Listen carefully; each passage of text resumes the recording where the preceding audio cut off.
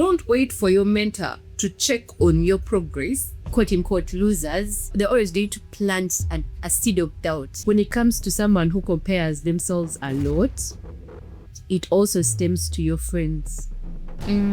What friends do you have? Don't be friends with losers. But for you, every single time your friend comes to you with good news, they're no longer sure if they should share good news, because every single time you are complaining about something, it's never good news with you.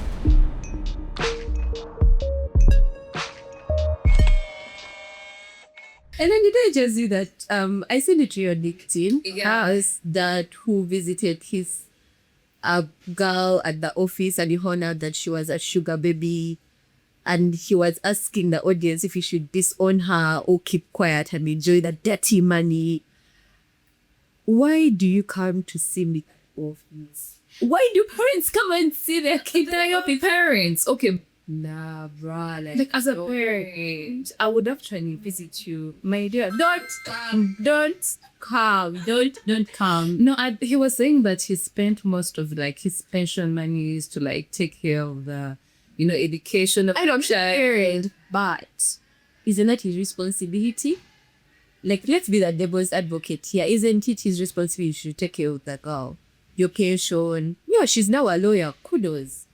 But he went to the law firm and did ask him. And remember, like when he arrived at the law firm, they were like, "Oh, he doesn't work here. We don't know how. We don't." So literally, the girl lied to the dad, and that's like, "Oh, you tell me, guys, no, that commandment, thou shalt not lie." Anyway, guys, if you want to know what we're talking about, you can visit our social media handles, and we shall tag the story. Yeah, besties, that aside, welcome back to Ella Talks podcast with Ella and Mona. Guys, I'm better seeing that. I should stop doing that. Oh my goodness, we want to thank you so much for our videos. You showed us so much love. The comment section, the views on TikTok, guys. Muchas gracias, mi amigo. I'm currently learning Espanol, so I go to practice it. But Paula, what do we do at Ella Talks? We hold your hand as you navigate your career journey. Be it finance, be it a promotion, be it a buddy. Corporate buddy with the money. Because in this economy, we need pesa. We need money. Tunataka pesa. But someone has complained that we're always referring only to buddies. Like, what do you call a male buddy? Are there male buddies? No, buddies. What? Male buddies. Guys, are there male buddies? What do you call a male corporate buddy? Badass. I thought a buddy is like a chick. Like, why would a guy be a buddy? No, but like this podcast is gender neutral. I know it's gender neutral, but it can't be like buddy. Like, that should be like some. The male don't feel included, but like. Okay, like, would you want like called a buddy? No, what do they call a guy that is a corporate, the opposite of a corporate buddy? You should Google that. Yeah, you should ask ChatGPT. Hi Siri. Anyways, anyway, this episode's topic is all about mindset redefining, mindset reset, and Paula. What I realized this year is that, oh my God, Siri tried telling us who a male buddy is, but that's up to you guys in the comment section to tell us. So I realized that what I've realized so far, like from Jan to now, is that having a good paying job is very dangerous. What's a good paying job? Like, let me say I'm earning like 5 million. I'm very comfortable. I have health insurance, Jeep, everything, fuel card. I just don't sweat. And I realized it's so dangerous. Like, you get so comfortable. You don't like you sit and like, what can I use this money for? You're not even creative in terms of using your money for something that, investment. Okay, who am I to tell people what to use their money for? Who are you? Guys, here we don't mind our business. We want you to navigate your career journey. So Like the goal is to be set for life. Like when one day your boss breaks up with you can relate to the previous episode. When your boss breaks up with you, what next? Do you have money in the bank? Do you have money for a rainy day? And of course, I feel like if I had gym is expensive. Like a proper gym is actually really expensive because I believe a gym that is comfortable and sanitary is what 20 to 25,000 a day. Really? Yeah. Oh, okay. For me, the standard that I know, but I know gyms that are at 40,000, 50,000. That's a lot of money for an everyday type of. Because I feel like gym is a wellness journey that needs to be consistent. Yeah. So can you be consistent paying 50,000? That is minus food for the day. That is minus fuel for the day. You know, the other miscellaneous that can happen in a day. So I feel like it's non-sustainable. But there are some jobs that care for you. Gym membership. And guys, if my job paid for my gym membership, I would have like a summer body. I would have like very slim. I'll be telling you guys, gym every day.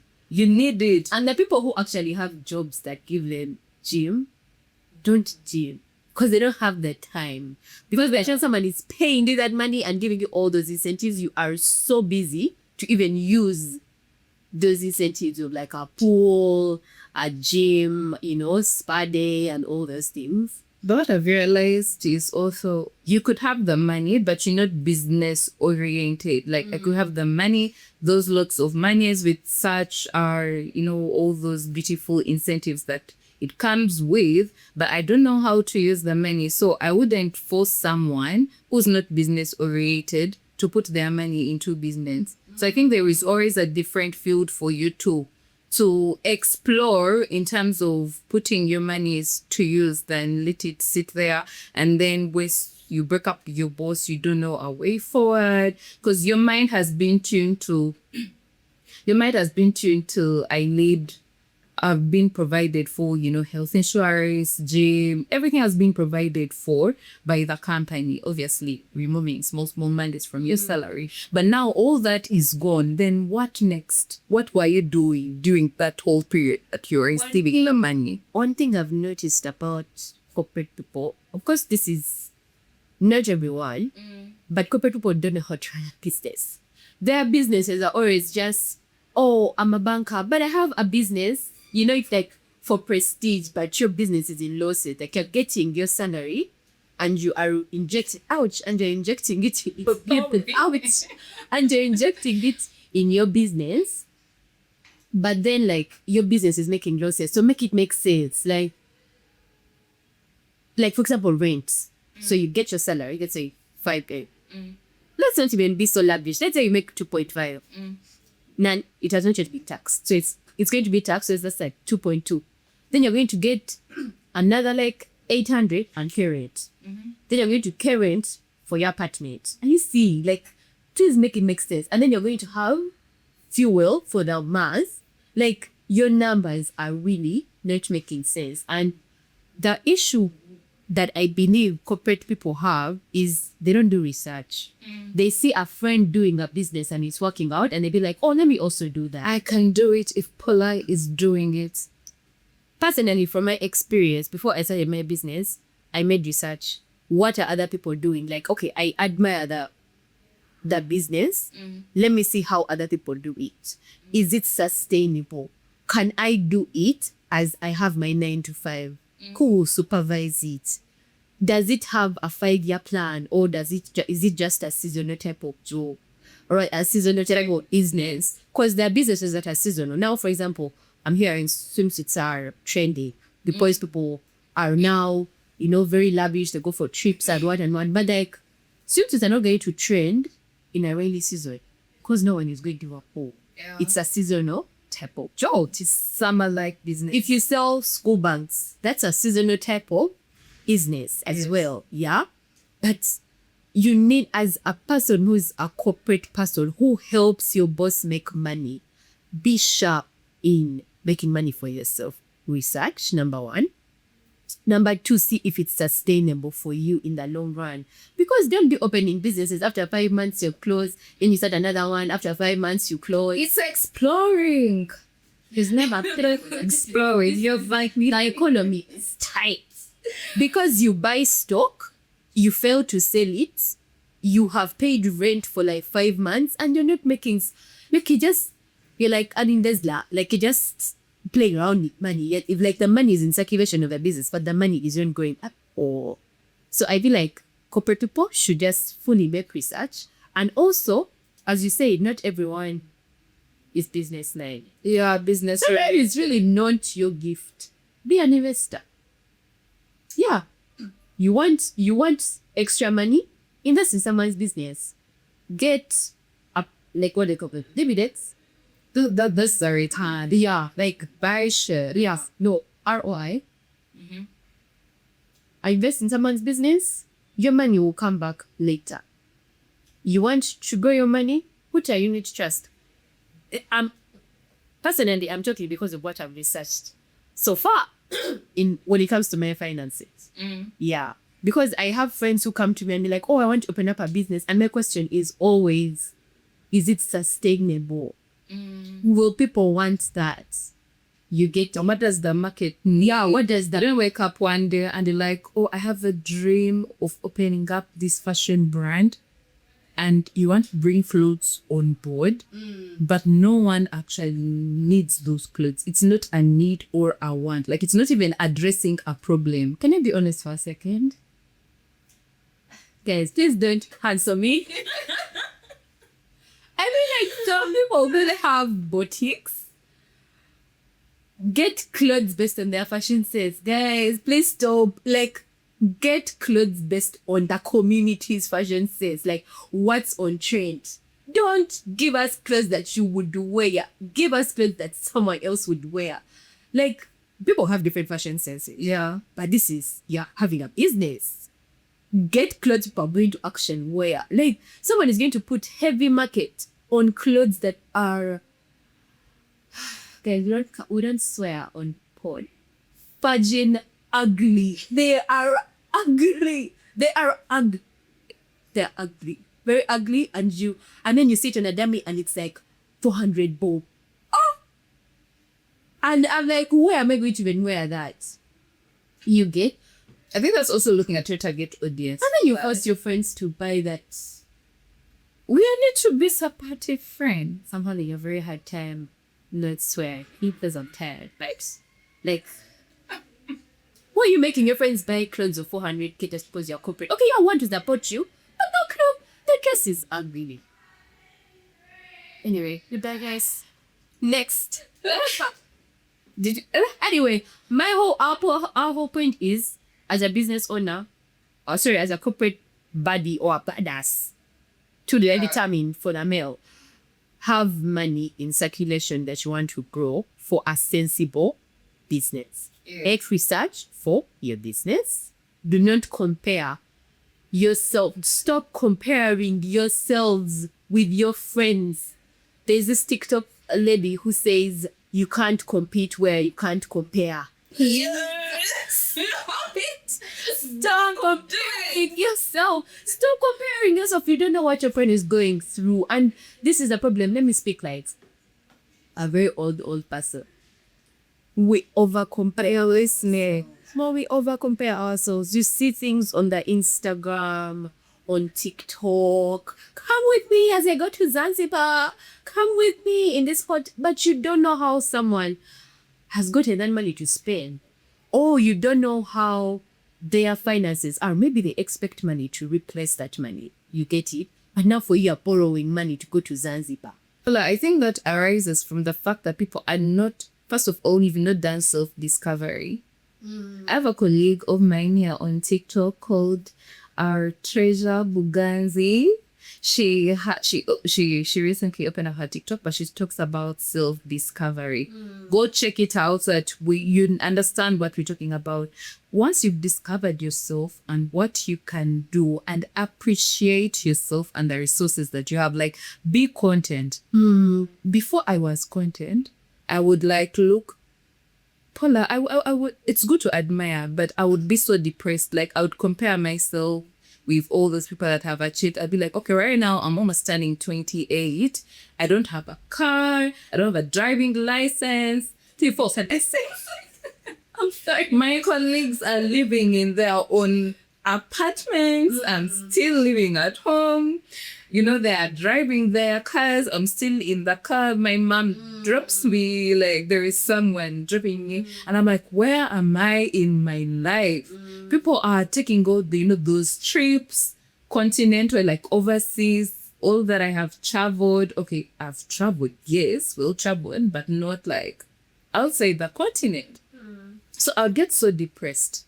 And I would cry out in my prayers. And I'm like, God, so and so is doing such, why aren't you doing it for me? And then I spend nights on, how can I get to Bali? Or dig it, like I'm spending so much time to It's something you find. exactly. And I was speaking to my mom, like, for these people, my cousin, ABCD, and she's like, Angela, relax. You are you. You are you. Okay, this was like 6 years back before I actually decided to take a self-discovery journey. And I'm like, who am I? What do I want? Because indeed, if you can't grow where you're comparing yourself, I would look at her and when I get Paula works here and I'm here and I look. It's always good to get inspired. I would say, Polo Chikolo Tia, like guide me through what am I doing wrong. But I shouldn't, pick your whole lifestyle and make it my own. And that's what most corporate people our age.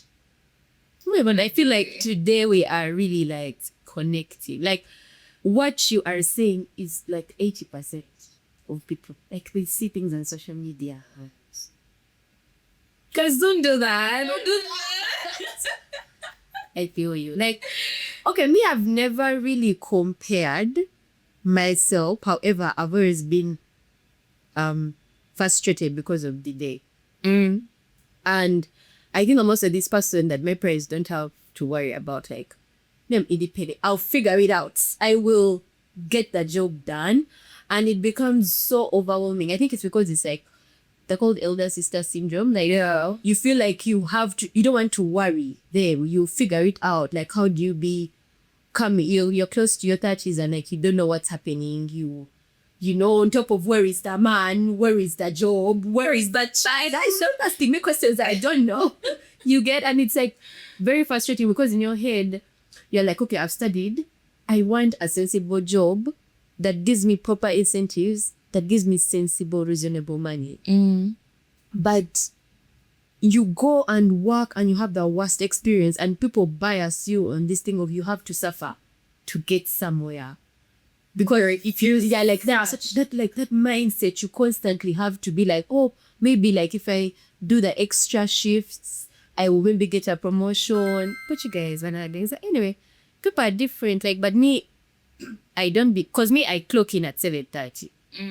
But I clock in at 7:30 because I lack silence for everyone walks in. Like, it's a time for me to meditate, to plan my day, and me, my work involves a lot of meetings.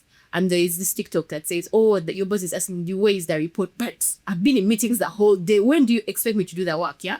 So that's why I go to work at 7:30. So by the time people start working at 9, I'm usually we're done, like with my reports and the filing and all that stuff. So I think when it comes to someone who compares themselves a lot, it also stems to your friends. What friends do you have? Like, do you have friends who be like, Oliwa, You told me last time, don't be friends with losers. Don't. Guys, please. Okay, guys. Don't cancel us. Don't be like, these babes are mean. Guys, please don't be friends with losers. Don't be friends with losers. Like, those people are going to sink your ship. Because you are never going to be comfortable dreaming big. Let me get like, what do you call it? Religious family. Like, you know how you're praying? And then you be like, oh God, I hope I get tea this morning. No. Guys, God, please, I hope I buy a coffee shop. Like, dream big. Do you get? But when you have friends that are timid and quote unquote losers, they're always going to plant a seed of doubt in your head. And in health, we have this theme of your sickness starts from the mind. Yes. Once you tell yourself you're sick, your body will, like the nerves in the brain will communicate and you start feeling sick. But once you say that I'm okay, your body will automatically change. So that's how your friends, like that's how much effect your friends have. Even the Bible, like I think is it in Proverbs where they say if you are one wise among over the fools, let's say like 7 fools, that means you 8 fools in total. But if you're like, let's say like how many, if you're like 3 wise people and 1 fool, that would make the full person like wise. In simple, I've not quoted it verbatim, but that's what I understood from the text in the Bible. So that means that the people you surround yourself with also have a way of influencing the way you operate.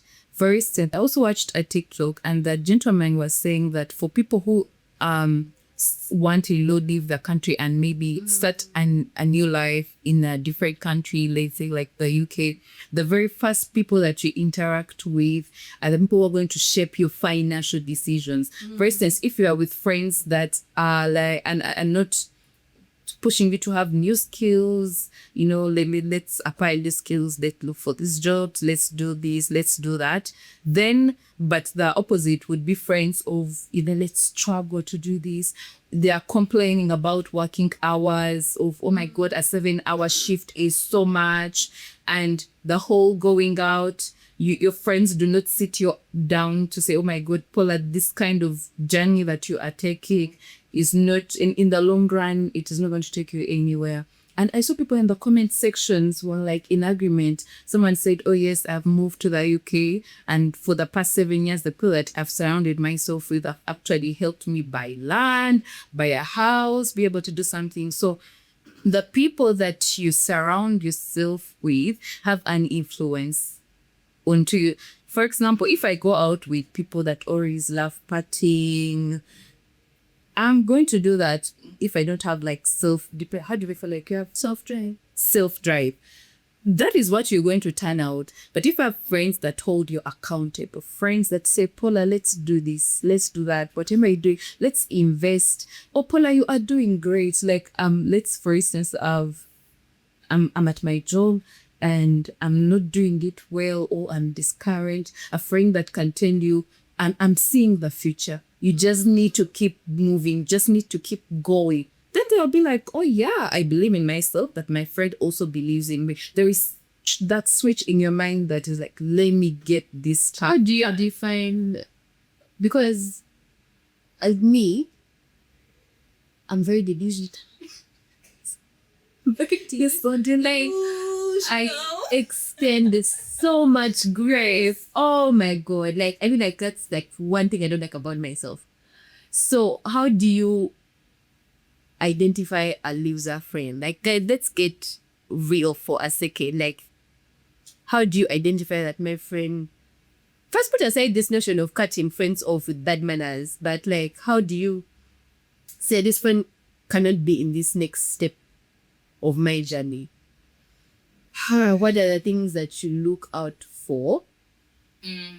Me, as much as I extend so much grace, I don't like people who constantly look down on themselves. Why? Like, every single time you want to victimize yourself. I can't do it. It's not my victim. Bro, please, boy, bye. Like, we are looking for money and for you're always crying. Like, people are going through so much that people are not comfortable sharing. But for you, every single time your friend comes to you with good news, they're no longer sure if they should share good news, because every single time you are complaining about something, it's never good news with you. Because I know this is mean, but I cannot be with that type of negativity. Like, every single time you have problems. Also, friends that you talk to, like, Sukula, this is the idea that I have, this is the idea that I have, and you want to put me down before I even finish. You want to trash my idea. You want to make me feel like I can't do it. They're like, Ella, I think this episode is a bit so, there's shaking so many tables. Mindset redefining. I also feel like as much as you don't want to be like around friends that are so negative, friends who don't share their plans, red flag. Friends that don't share their now, for example, it's like we are started the year. Yes. We have goals. You want to know what your friends are doing, but you never share about what you're doing. Do you know okukuta? It's called okukuta. Like what? Why are you hiding? Do you know that? You can just pass on that. You know there's African superstition thing. If I tell someone what I Ella, tell me. Oh, by the way, when I'm going to do something, it's really, really big. Just pray for me, fingers crossed. Have you told me anything? You know. You have not. But I'm be surprised if I found my friend with a product online and she didn't tell me about it. You feel a certain type of way? I would feel a certain type of way, but then I would be like, maybe she decided not to want to tell me. Like I would. Okay, for example, this week I'm releasing a product, but no one knows about it. Like, I told a few friends, but like, I was just like, oh, I'm going to release a new product. Because like, I've released so many things. My friends are like, oh, this is just going to be a new thing that you're going to support. Like, congratulate me, I'm a high achiever, guys. Every time. You also need to know, not everyone is your friend. No, Like, but I'm also afraid of you calling friend. Like, people that, I look at them like, maybe Paula is a friend. Then I share everything with you, but deep down you don't wish good for me. So you need to have discernment, like that spirit. Pray to God to give you that spirit of discernment, to know who to share the good news with. Because the person that will hold your hand, pray with you, market your product with you, those are the kinds of friends that you need. And then also, I think it's because I overread a lot, but always monitor someone's body language and you turn up something. The body never lies. Your eyes never lie. And the eyes Your face. And the eyes are the fake. You get. Yeah. And also, again, you are shaking tables. Guys, your colleagues at work meet your friends. The rest of friends, they are not your friends. You gossip together about the office politics. You steal each other's cupcakes. You share tea. You share fruits in the office, but limit what you tell them. Why are you telling your coworker you don't have rent? Okay, and I do what? Okay, they do what? You need to classify. Why are you Your telling friendship. your coworker they've dumped you? That is TMI. Like, we don't need to know. But the people who genuinely get And but friend and you ask someone how are you and they give you a whole life story. he likes that. I mean, I don't like those things. I'm just being polite. Please, like, how are you talking? What am I asking? No, it's a greeting. How are Good you? morning. How are you? How was the weekend? It was nice. Lovely. Stop.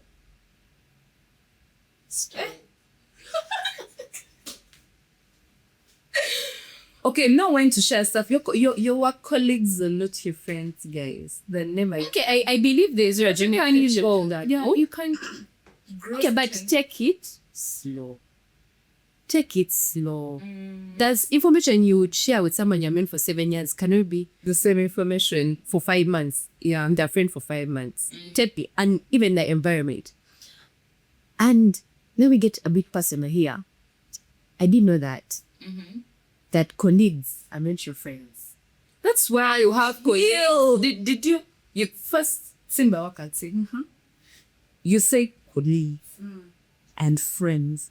Those are totally Never white brains.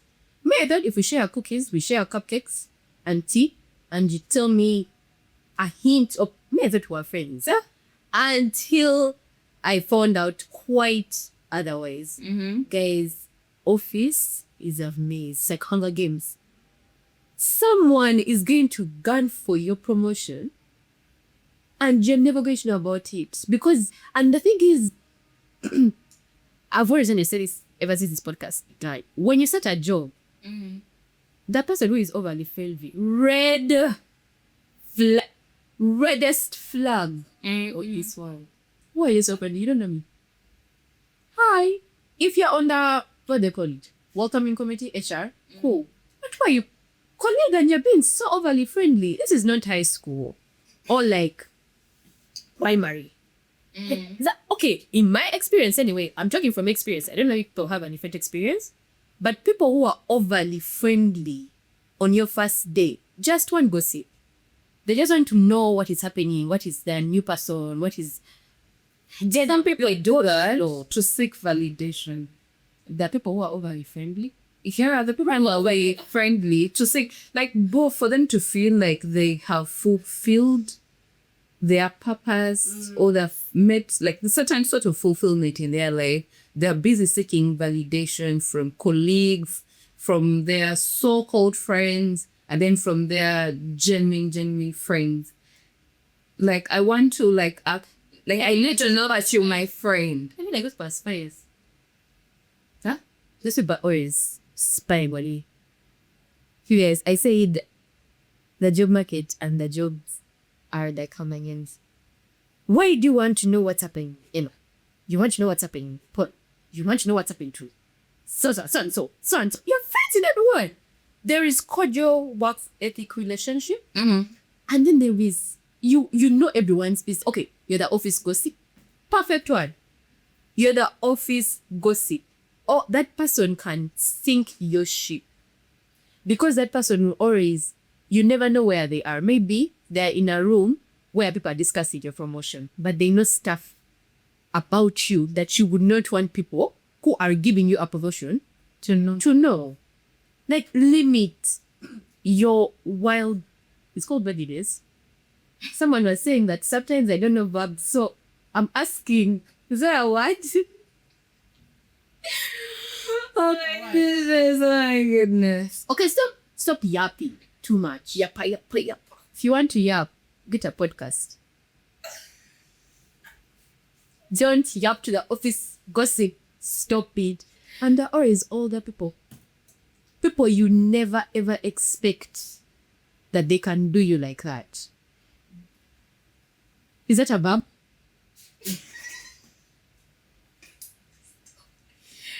That's what I did make it. Like, most people do all that to feel some kind of validation. Like, if they don't, like, they want to be everywhere. They want to be liked by everyone. Because in their minds is that I can only get this promotion if I say ABCD, if I'm liked by everyone, if my friends, know ABCD, like I play that whole kind of victim mindset, nganjadala validation.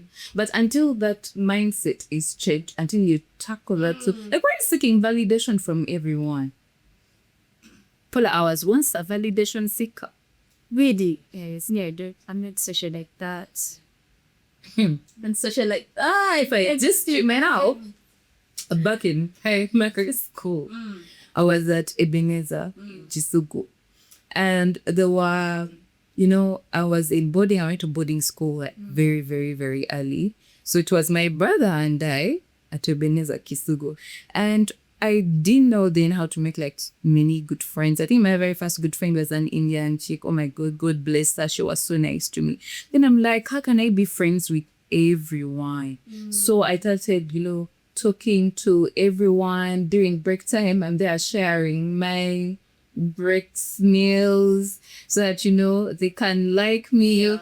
And before I do anything, I'm like, do you think it is right to do ABCD? Should I? How should I submit? Should I do that? So that kind of thing, it grew in me, so that when I even reached like high school, I remember asking my friends, I'm like, should I go for the position of it, the prefect post? Should I go for it? Like, and until my friend gives me a go ahead, I couldn't do it myself. Or until I ask my mom, my dad, I'm like, can I go for this? Should I go for this? Do you think I should do that? I found it so stressful. Like, I didn't have an independent mind decision thing in me until my mom introduced me to a mentor, like a person that I always looked up to. Nantegele. And it's like that, Angela. Oh, by the way, do you still have a mentor?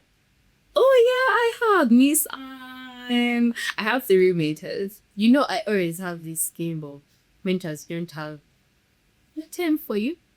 What? Like, okay, there's always something I call a mentor and a sponsor. Yes. A sponsor is someone who speaks about you in rooms you cannot step in. Yes. And then a mentor is someone who guides you on your career journey or your path, whichever you want to choose. Yeah. But I get the ick. I'm wanting to choke a person. Every single time someone sends me a long message on LinkedIn asking me to be their mentor. And listen. No, because you're sending a 4-5 paragraph essay about how you want to be your mentor. Yet you can just call for a meeting. Hi, my name is so-and-so. I made a lab your work. I would love to know how this can be done, May me please organize a meeting. Those are 5 sentences. But now, I have meetings. I have a podcast. I have a business. I have a cleaning company. This worker is doing this. This worker is doing...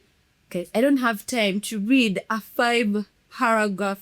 I'm being honest. I don't have time to read a 5 paragraph message. Guys, it's not your relationship. Like, if your boyfriend is pissed at you and you're writing paragraph, do you even need to? I think some people explain themselves better in long texts. Paula, I've received messages on LinkedIn. Personally, myself, I've sent out a long text to some people who are now mentoring me on LinkedIn. I'm like, hello, my name is so-and-so. I'm in this field of intellectual property law. I have spent, let's say, 4 years in the field. And I would like, I tell them what I admire about them and ABCD and request for time. But it is long. But every paragraph, like every beginning of that set, the paragraph, like it's straightforward, like you know. So even though I was to peruse through, No, that's like different. scroll, I would end up, like I would know that gist. That's different. Recently, someone wrote to me, "Hi Paula, I've been seeing your social media. I've been seeing your work about health. This. You know, I come from this village whereby this, that with this. So I was kind of requesting if maybe you could give me a job. Then also, I want to learn." That's not how you write to a mentor. You guys, let's be realistic. Mentors are busy people. You want someone to mentor you, right? You want to step in their shoes. Have in mind that these are busy people. They run by schedules. So schedule a time in their day to talk anything you want. My mentor used the 30 minutes to pad. That's okay. But now you write a long message that is not that is saying a lot of everything but a lot of nothing. You're not telling the person how to cook you. You're not telling the person if you want to meet. And then also I feel like kids nowadays, they don't know. Be bold. Ask someone, I want to help me be a sponsor. Help me be my sponsor. This is what I do. Don't tell someone, help me be a mentor me. No. Because a mentor's responsibility is to monitor your growth. To check in. You get it? But you sugarcoat it. It's the longer you want to have a sponsor. You get it. And like, because now if I agree, because I have people I mentor, but me, if I check in on you once, and you have nothing to tell me, I check in twice. You have no progress based on what we discussed. I give you. But as a mentee, why is your mentor taking the first step on checking on? As I say, even I extend a little grace there. Me, once I've said, yes, I'll be your mentor, you're my responsibility. Yeah, I don't want you to be left the same. Yes, no, that I understand. But I want people to have that kind of personal leadership of let me reach out to my mentor first. You know, when you have a discussion, for instance, I have discussions with my mentors after 30, like every 30 minutes of her schedule. She could tell me today, tomorrow, whatever day, and we shall have action plans due. So whatever she has assigned me to do, I will go do it, then come back, give her an update on that. Don't wait for your mentor to check on your progress. Yeah. I'll be very discouraged to actually mentor you. To really like I've reached out, for instance, I mentor beautiful mentees. Oh my goodness. How many do you have? I have 5. But every time I give them a task, they fulfill. Or some, I'm so busy that when they text back, like some people, oh my goodness, I'm so sorry. Like I could reply after like a while. But I'm like, let me settle in, I'll get back to you. Or sometimes if they don't, like give a call and let, I'm following up. I said this, I would like to hear your feedback. Exactly. Sometimes like WhatsApp. These days I find it so like I have very many unread messages and it's how am I? But also as a mentor, you need to have time. Like if you've decided to be a mentor, create time for your mentees. Say that I will mentor, we shall have our either virtual sessions, physical sessions, weekly, or even say twice a month. And let's be intentional about this journey. I've promised myself to be a very intentional mentor this year. I'm going to hold your hand. You also hold my hand. We have a minute. Super blue. Thank you so much, guys. The episode has come to an end, guys.